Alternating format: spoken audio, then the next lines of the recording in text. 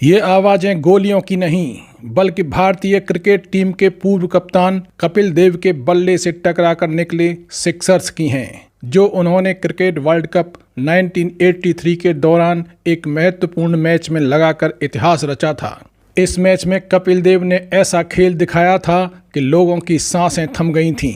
एक समय जब टीम का स्कोर मात्र 17 रनों पर 5 विकेट था, तब वो पारी संभालने आए और देखते ही देखते ताबड़तोड़ रनों की बौछार करके टीम का स्कोर 263 पर पहुंचा दिया। खुद कपिल देव 175 रन बनाकर नॉट आउट रहे। ये पारी क्रिकेट के इतिहास में सबसे यादगार पारियों में गिनी जाती है। आइए देखते हैं भारी उतार चढ़ाव और रोमांच से भरपूर क्रिकेट वर्ल्ड कप 1983 की कहानी।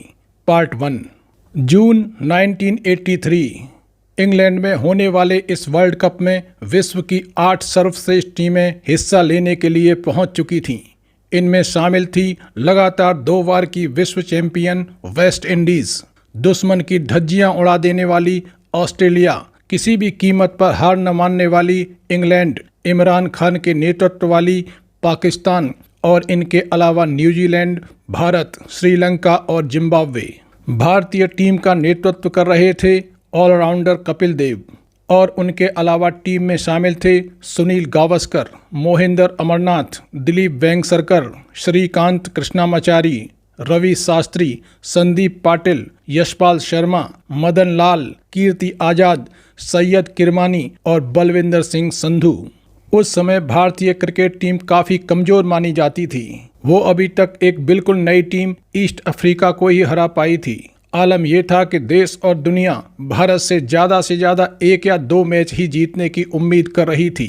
इसीलिए उन्होंने फाइनल मैच होने से 5 दिन पहले ही भारत वापस आने के टिकट बुक करा रखे थे। 9 जून 1983 वर्ल्ड कप में भारत का पहला match, Bharat versus West Indies. एक तरफ अनुभवहीन इंडिया तो दूसरी तरफ दुनिया की सबसे घातक टीम वेस्ट इंडीज, जिसमें उस समय के एक से बढ़कर एक खतरनाक खिलाड़ी शामिल थे, जैसे कप्तान क्लाइव लॉयड और विवियन रिचर्ड्स, जिसके तूफान के सामने बॉल तिनके की तरह उड़ती रहती थी, एंडी रॉबर्ट्स, जिसकी बॉल बैट तक को तोड़ने की क्षमता रखती थी, मैल्कम मार्शल यानी जबड़ा तोड़, जिसकी बॉल सीधे चेहरे पर अटैक करती थी।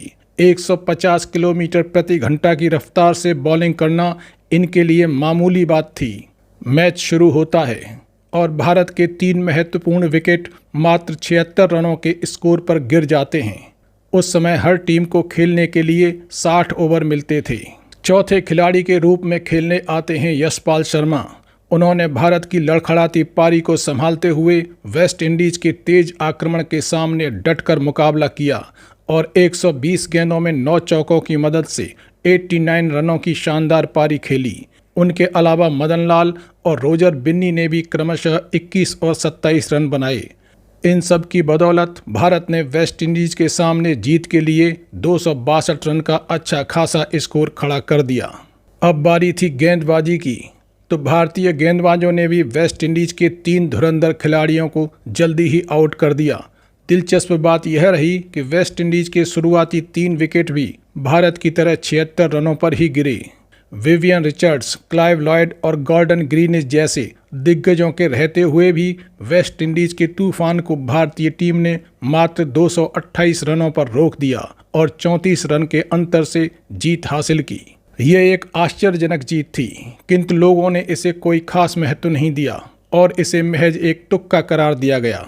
11 जून 1983 भारत का दूसरा मुकाबला जिम्बाब्वे से था। भारत जिम्बाब्वे पर शुरू से ही हावी होता चला गया और 155 रन के स्कोर पर जिम्बाब्वे की टीम को ऑल आउट कर दिया।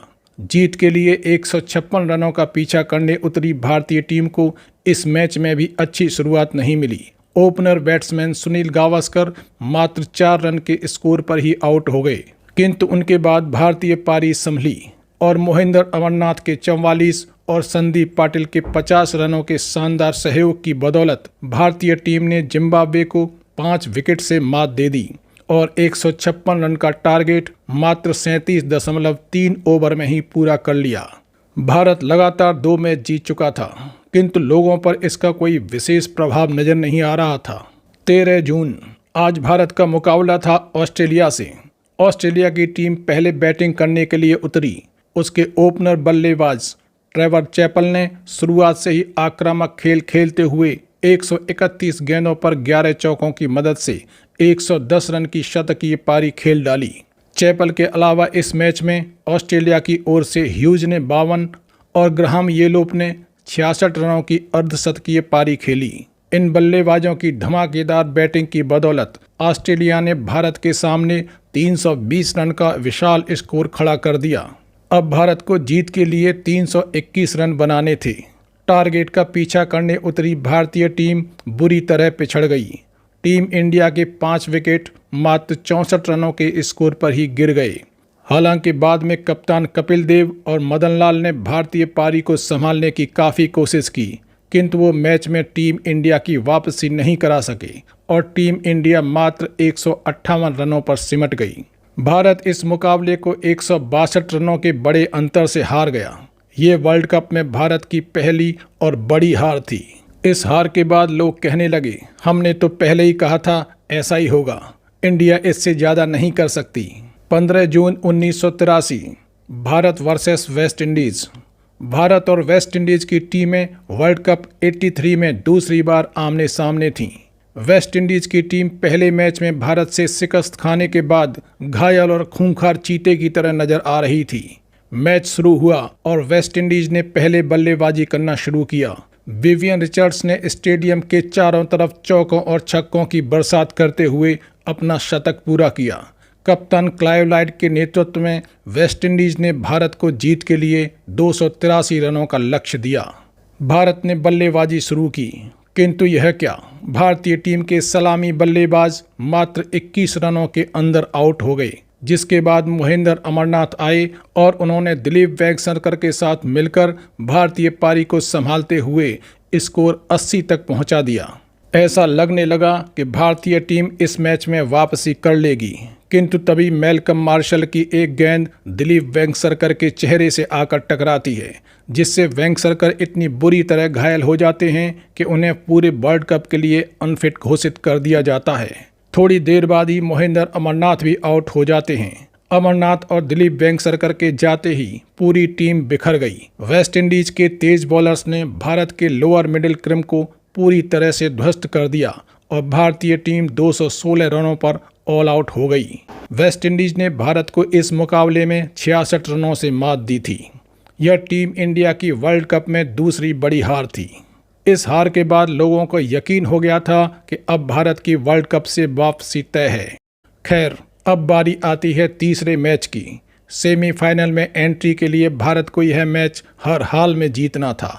18 जून 1983 भारत वर्सेस जिम्बाब्वे। भारत और जिम्बाब्वे के बीच खेला गया यह मैच क्रिकेट इतिहास के सबसे यादगार मैचों में से एक माना जाता है। इस मैच में दुनिया ने कप्तान कपिल देव के बल्ले का तूफान देखा था। इस मैच ने भारतीय टीम का माइंडसेट बदल कर रख दिया और भारतीय चीतों ने शेरों के जबड़े से वर्ल्ड कप 1983 छीन लिया था। इस मैच का रोमांच वर्ल्ड कप फाइनल से भी ज़्यादा था। करो या मरो वाले इस मैच की शुरुआत भारतीय टीम की बल्लेबाजी से हुई।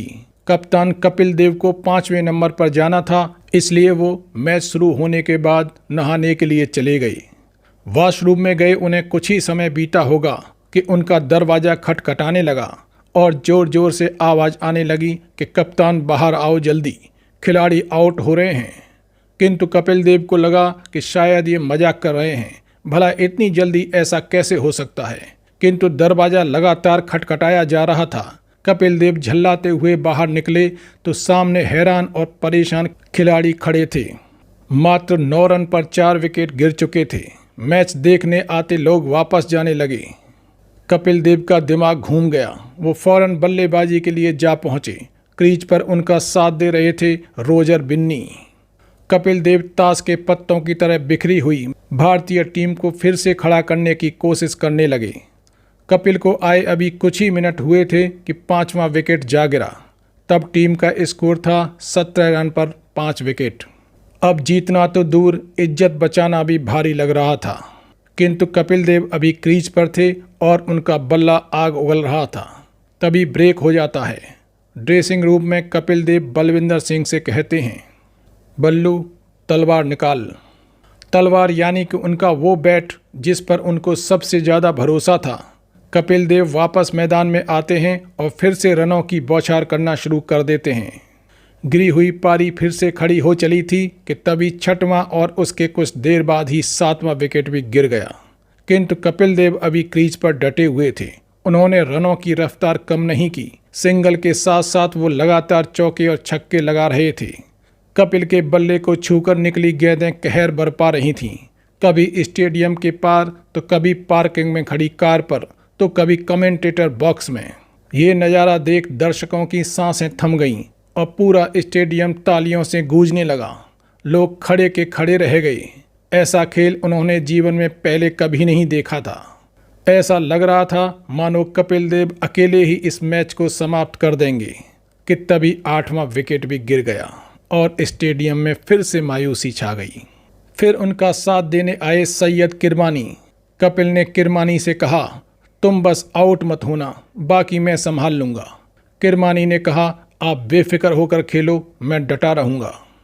मैच फिर से शुरू होता है और इसी बीच कपिल देव अपना पहला शतक पूरा कर लेते हैं। अब कपिल देव वर्ल्ड रिकॉर्ड बनाने की तरफ बढ़ रहे थे। तभी एक बॉल पर कपिल के सिंगल रन लेते ही स्टेडियम में चारों तरफ तालियों की गड़गड़ाहट के साथ शोर सुनाई देता है। भारतीय झंडे लहराने लगते हैं। मात्र एक रन बनाने पर दर्शकों की ऐसी प्रतिक्रिया देखकर कपिल देव को बड़ा आश्चर्य होता है और वो अंपायर से इसका कारण पूछते हैं। अंपायर उन्हें बताता है कि आपने वर्ल्ड रिकॉर्ड बनाया है। एक तरफ कपिल देव का बल्ला आग उगल रहा था तो दूसरी तरफ सैयद किरमानी ने मोर्चा संभाल रखा था। तभी 60 ओवर खत्म हो जाते हैं। इस मैच में कपिल देव ने नॉट आउट रहकर 175 रन बनाए, जो कि एक वर्ल्ड रिकॉर्ड था। दुख की बात यह है कि कपिल के इस यादगार मैच का लाइव टेलीकास्ट नहीं हो पाया था। कपिल की इस धमाकेदार पारी के दम पर भारत ने जिम्बाब्वे को 267 रनों का लक्ष्य दिया।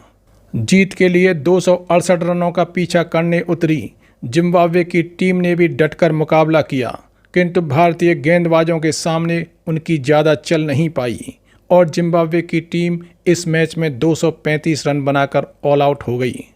भारत मैच जीत चुका था। ये एक अविश्वसनीय जीत थी।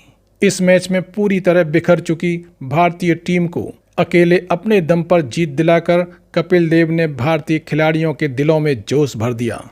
उन्हें पहली बार ऐसा लगा कि हम कुछ भी हासिल कर सकते हैं, वर्ल्ड कप भी। साथियों, इससे भी ज़्यादा रोमांच से भरी आगे की कहानी के लिए देखिए cricket world cup 1983 part 2। YouTube search में टाइप कीजिए 011SK69। Please subscribe the channel. धन्यवाद।